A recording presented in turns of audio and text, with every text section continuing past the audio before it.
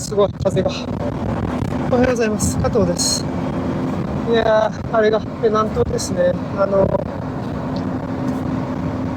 マレー半島縦断の旅もですね、今日で12日目になりまして、僕はこれからペナンから、クアラルンプールに行きます。こ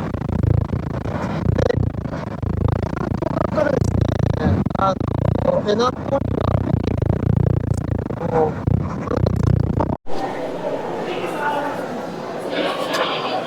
バターワース駅に戻ってきました。これから30分後ですね、30分後にKL セントラルに向かって、マレー鉄道を南下していきます。マレーシアのですね、クアラルンプールは首都ですけれども、そこの中央駅が KL セントラルという駅です。で、僕はこれからですね、3時間35分かけて212キロ、バターワース駅から KL セントラル駅まで、降りてきます。マレーシアのマレー半島のですね、西側を南に下っていく、路線になりますので、ウエストコースト線というものになります。逆にイーストコースト線というのもあるんですけど、僕はウエストコースト線を使ってどんどん下に向かっていきます。ちょっと30分ぐらい時間あるし、カナトには何も食べてなかったので、ちょっと物は試しと思って、こんなカップラーメンを頼んでみちゃいました。マギーっていうメーカーですね。スープアヤムは多分チキンの意味だと思うんですけど、こんなの頼んでみちゃいました。海外のカップラーメンってうまかったりまずかったりいろいろですけど、どうですかね。ちょっと興味あります。ちなみに割り箸と違ってこんなのがこのカップの中に入ってるんですね。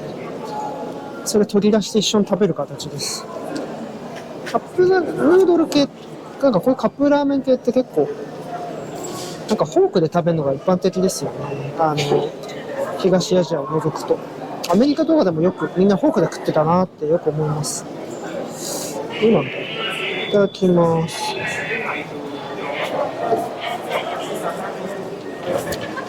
塩味ですね。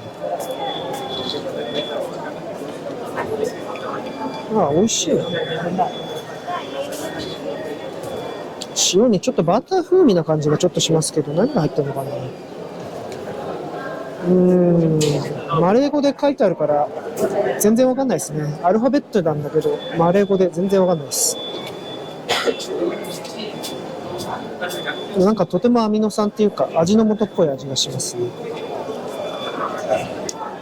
美味しい。でも塩味のスープで美味しいですね。なんか駅の売店にちゃんとお湯付きで売ってまして、4.5 マレーシアリンリットだから150円ですね。まあ。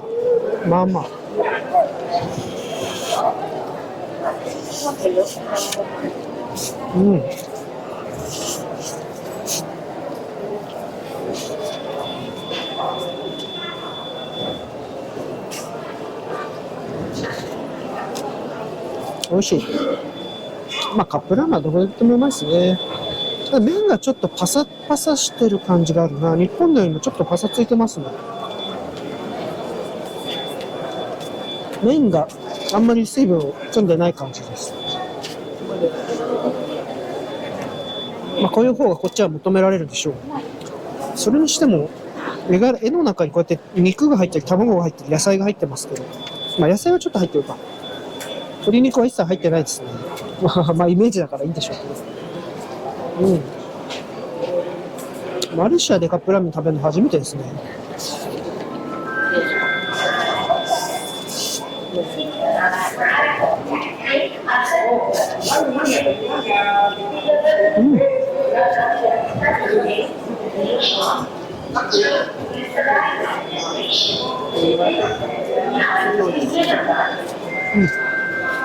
美味しいです。マーリっていうブランドのホットカップスープアイアムでしょうね。なるほど。美味しかったです。さて、じゃああと30分後ぐらいにケールセントラル行きのウエストコースト線に乗ります。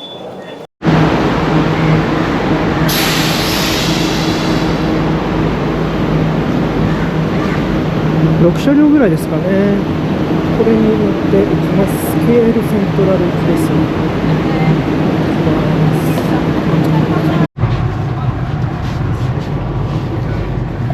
結構英語がすっごいしっかり聞いてて、めちゃくちゃ快適ですね。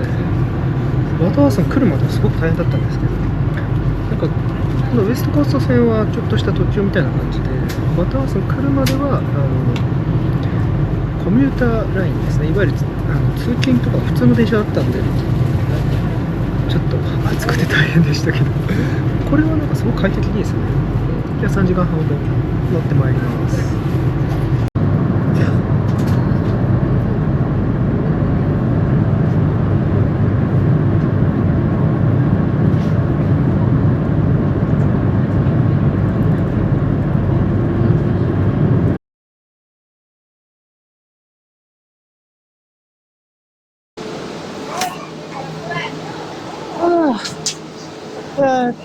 ケールセントラル駅に着きました。20分ぐらいかな。ちょっとだけ遅れたりしましたね。なんか少し停車したんですよね。なんでかわかんなかったですけど。いや、それにしても、隣のですね、クアラルンプール駅っていうのは、ちょっと止まっただけでしたけれども、すっごい綺麗な駅でしたね。それに比べたら、なんかそのクアラルンプール駅って植民地時代からある駅だと思うんですよね。すごいヨーロッパ調のなんかすごい綺麗な感じの駅でした。が、それに比べるとこのケールセントラル駅は、まだプラットフォームしかいないですけど、なんて言うんだろうな。なんか暗いですね。イスラム系の影響が強い国に行くと、結構暗いイメージは強いんですけど、暗いってこの光量が低いんですよね。だけど、このね、最新の駅もそうなのかな。てか、あそこエスカレーターがなんか止まってますね。なんなんだろう。いろいろあります。結局エスカレーターは止まったままみんな重たい荷物を持って上がってってますね。なんだろう、新しい駅のはずなのに、こんなことあるもんなんですね。エスカレーターが動き出したので、なんか場所を移動してエスカレーターまで戻ってきました。何なんでしょう。クアラルンプールのセントラル駅は最新の駅のはずなんですけど、なんかちょっといろいろ微妙そうですね。クアラルンプールって来るの2回目なんですけどね、前回は仕事で来て、駐在員の方がもう何もかも車移動とかしてくれちゃったからよくわかんなかったんですけど、意外と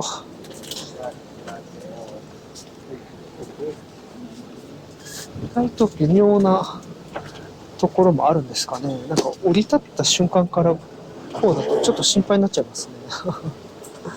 別に何も気にはしませんけど、after you. Yeah.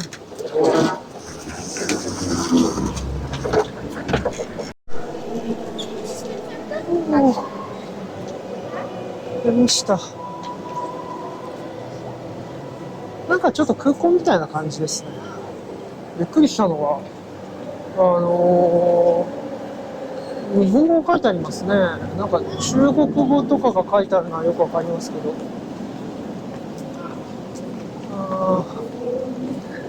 僕はアロフトを取ってます。アロフトっていうホテルがあるんですけど、アロフトを取ってます。マリオット系のホテルなんですけど、このケールセントラルから直結だって書いてあったんで、取ったんですよね。いやー、どうやって行くんだろう。いいや。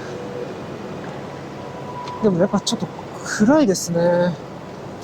ほんとなんか、インドネシアとか行くときも思うんですけど、暗いんですよね。こが僕にはいつもちょっとイスラム系の国に来たなーっていう気がすごくします。おー、あったあった。ケールセントラルの駅ビルに直結ですね。これは楽かもしれない。着きました。アロフトクアラルンプールですね。ケールセントラル駅直結だからめちゃくちゃ便利ですね。特に重たい荷物持ってると、なんていうか、フラットに来れるからめちゃくちゃ楽です。こんな感じか。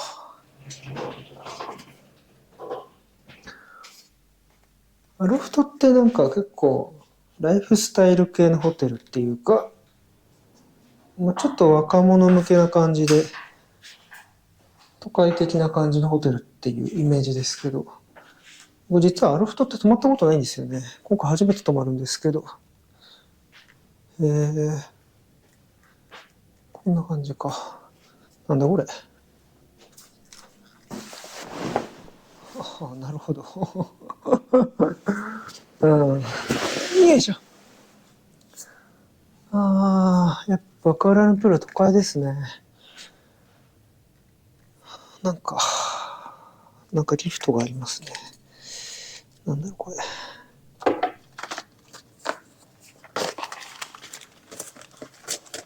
チョコレートだ。チョコレートもらってます。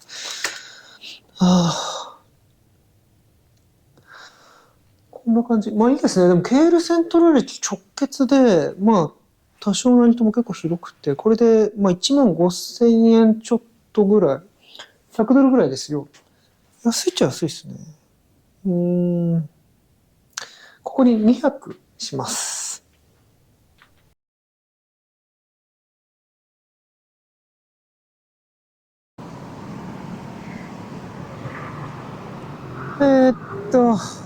ホテルに荷物を置いて、ちょっとプラーっと街見たいなと思って、まず一番最初最もメモリアルな場所に行きたいと思って、このムルデカ広場ってところに来ました。ムルデカっていうのはそのマレー語で独立って意味だそうでして、ここは独立宣言をした場所だそうです。1957年にイギリスからですね、マラヤ連邦として独立した時に、ここでその宣言をしたそうですね。あれがマレーシアの国旗です。これはですね、国旗を形容している掲揚台ホールとしては世界で一番背の高いものだそうです。95メートルとかそんなぐらいあるらしいです。確かにめちゃくちゃでかいですね。ニューデリーとかにもめちゃくちゃでかくて、旗がすっごい竹々しく舞っているものがあるんですけど、似たような感じですごいでかいです。あっちのちょっと立派な建物は図書館ですね。ここがムルデカという広場というあたりなんですけど、これが昔は植民地時代は、一番重要な場所として、機能していた場所だそうですね。今は博物館みたいになってますけど、入ろうと思ったら今ちょっと入れないのかな、入れないみたいですね。残念です。とりあえずマレー鉄道を使ってですね、本日はペナン島から、クアラルンプールまで来ました。ラオスから来ましたから、ビエンチャンからバンコク取って、ペナンからでクアラルンプールからまでってきた感じですね。多分合計で2100キロか2200キロぐらいマレー半島を南下してきた形になります。クアラルンプールはですね、200程度して、明日ちょっとだけ観光して、でもほとんど明日実はですね、僕仕事をしながら来てるんで、打ち合わせが明日ちょっといっぱい入っちゃってですね、ちょっとだけ観光したら、もう、明後日には出て、世界遺産の、マラッカですね。海峡植民都市の、マラッカに行こうと思っております。で、マラッカの次はジョホールバル。シンガポールとの国境沿いにある町ですね。ジョホールバルまで行って、で、その後はシンガポールまで行きます。今回の旅の目的のシンガポールには、1週間近く後かな、に行く予定です。はい。いやー、なんかだいぶ南下してきて、当たり前ですけど、やっぱりなんかここまで来るといる人もだいぶ変わりますね。ペナンのあたりは中華系がすごく多かったんですけど、まあ、こっちに来てもまだまだ中華系いっぱいいますけど、やっぱりマレー系が多くなりますね、クアラルンプールは。なんかイスラム色が同じ国の中でもかなり強くなったなって感じがします。いや、なんかほのぼのとしててすごくいいです。クアラルンプールはですね、ちょっと僕お世話になった人がちょっと2人ほど今仕事で住んでまして、これからその方々とちょっとご飯食べに行こうかなと思ってます。というわけでですね、マレー半島縦断の12日目になるのかな、12日目はこれで終わりにさせていただきます。すいません、どうもありがとうございました。こんな見ていただいて。失礼します。